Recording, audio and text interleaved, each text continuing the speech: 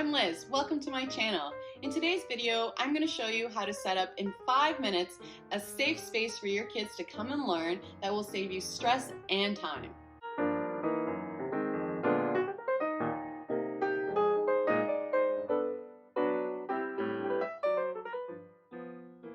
When creating a learning space for your children, you want to make a space that is very intentionally thought out. That way that you don't have to spend so much time on it and you don't have to waste any time looking for materials later on. The way that I create this space here is I have a pile of books that don't leave from the table, I have our theme for the month, and I have books that I keep under the table for easy access for me.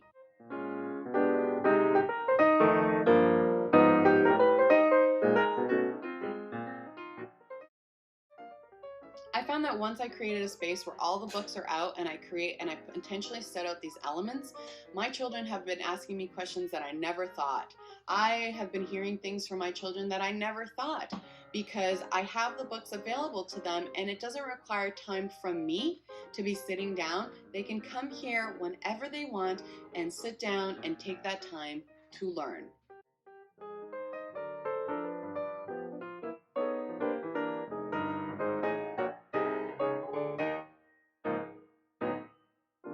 So take the time. It didn't take me too long. It took me 5 minutes to set up this space, and I'm gonna leave it for the month. So spending 5 minutes before your month to just plan out, the topic and put out some books is a great way of taking the stress off of your learning, creating time for yourself, and creating a space that you don't mind your kids playing in and being in hours in this space. I love when my kids are quiet and I know that they're in here and I'm like, what are you doing? And they're like, in the homeschooling room. And I love it because I know whatever they're doing in here is educational and it's not going to harm them.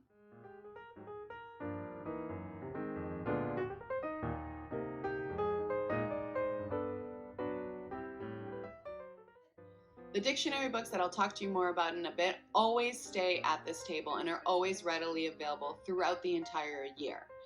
This space here that I have is for our theme. So I have a bowl that I put in our books, our activities, and I always have a little something extra that is fun. So for this month, we are doing periodic tables. So I have a puzzle, a periodic table puzzle. I have 2 books and a molecular kit set that I will be using out throughout the month of September of teaching periodic table.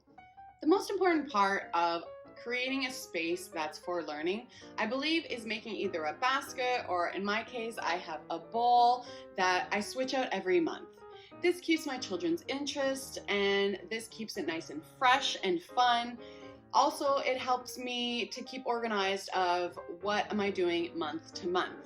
So in this month, we are doing the periodic table. So all I did was get one of our puzzles and I put a couple of books together and I just put a bunch of stuff in here that I plan to use for the next month in teaching my kids. So usually a book or a game or a puzzle, something that is one overall topic that they can hit in many different areas. This, I believe, is the most important part of my monthly routine, is setting this up for my kids once a month. And it helps me to stay organized in what I'm going to be talking about that month. And it helps my kids to sort of see what's coming next without me having to introduce it. So they know it's on the table. They know that they can explore it as they choose. And that way that they can ask me questions when I do sit down and do some structured learning. But this just makes it a little easier for me to just come, sit down, set this up, and throughout the month I can always come back and say, hey, let's learn something more about this topic.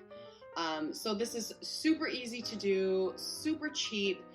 It saves you tons of time, tons of planning. This, I believe, is the most important part, creating some sort of intentional plan of stuff that you will learn. But you don't have to plan it all ahead of time. Just create the space where you have it available and the questions will come. Your children will ask. Your children will ask you a million questions. And if you don't know and it's not in your pile, just ask Siri. She will answer, or Google, or whoever you use. Ask them anything, but creating the space so that your children are interested in learning is the most important part of teaching your kids. If you're not creating the space and the environment where there are learning materials, they're going to waste their time on electronics, they're going to waste their time on things that they're not going to use later on. So I like to be very intentional in the things that I put around in the environment of my kids.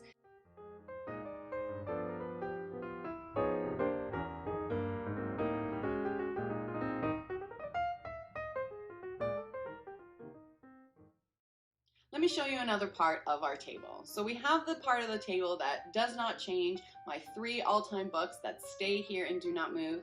We have our theme that I change once a month. It doesn't take me long. I just pull a couple of books that have a similar theme, and I place them in this little bowl. Very, very easy, appealing to see, very easy to switch out, no hassle. So the next part I wanted to show you that I introduced this summer was our survival books. So I keep a couple of these books right here. These are interest books. I have 2 more sections in our learning space that I want to show you that I feel that are really important for you to have always available for your kids. So along with our theme that we have for the month, I have another set of books that are educational books that I plan to cover over several months.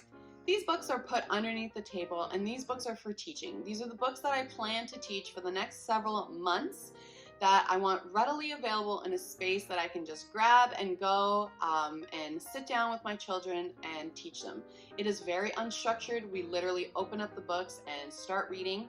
I do have a plan for these books, but for right now, creating a pile of books that are not easily accessible, but like they are on the table, but still accessible enough that you can just grab them and you know where they are. But these books specifically are just for the next couple of months of learning, and I will. This basket that I have underneath the table is a fun basket. This basket, I let my kids put little games that they want, educational games like cards, story cubes, Uno. These are games that are educational in nature. I don't mind playing them while we are doing homeschooling, and they work on lots of important skills that my kids can use on day-to-day life. So now that I've shown you my must-haves for the table, our theme, some interest books, some history and geography books, I want to show you one last basket that I keep at the table, but it's kind of hidden away, and also I don't take it away from the table. So here is another basket that I keep underneath the table. These books are for reference.